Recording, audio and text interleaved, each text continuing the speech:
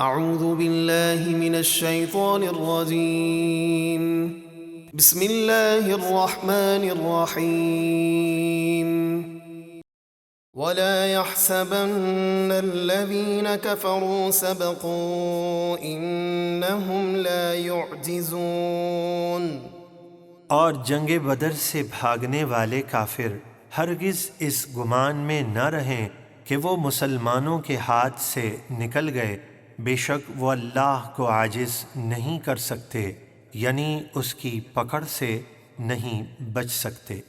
وَأَعِدُّوا لَهُم مَّا اسْتَطَعْتُم مِّن قُوَّةٍ وَمِن رِّبَاطِ الْخَيْلِ تُرْهِبُونَ بِهِ عَدُوَّ اللَّهِ وَعَدُوَّكُمْ وَآخَرِينَ مِن دُونِهِمْ لَا تَعْلَمُونَهُمْ اللَّهُ يَعْلَمُهُمْ وَمَا تُنفِقُوا مِن شَيْءٍ فِي سَبِيلِ اللَّهِ يُوَفَّ إِلَيْكُمْ وَأَنتُمْ لَا تُظْلَمُونَ۔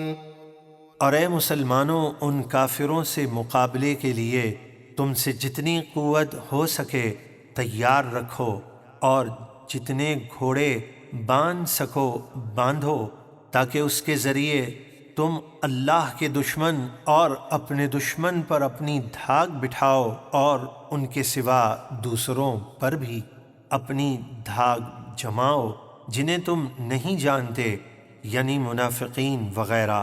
اللہ انہیں جانتا ہے، اور اللہ کی راہ میں تم جو کچھ خرچ کرو گے تمہیں اس کا پورا پورا اجر دیا جائے گا، اور تم کسی طرح نقصان میں نہ رہو گے۔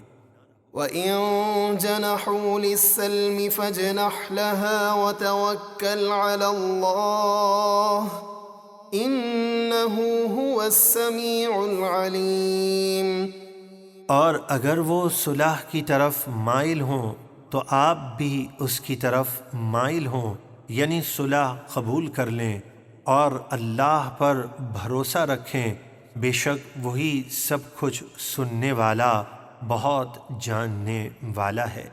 وَإِن يُرِيدُوا أَن يَخْدَعُوكَ فَإِنَّ حَسْبَكَ اللَّهُ هُوَ الَّذِي أَيَّدَكَ بِنَصْرِهِ وَبِالْمُؤْمِنِينَ۔ اور اگر صلح ظاہر کر کے وہ آپ کو دھوکہ دینا چاہیں تو بے شک اللہ آپ کو کافی ہے، وہی ہے جس نے آپ کو اپنی مدد سے اور مومنوں سے قوت دی۔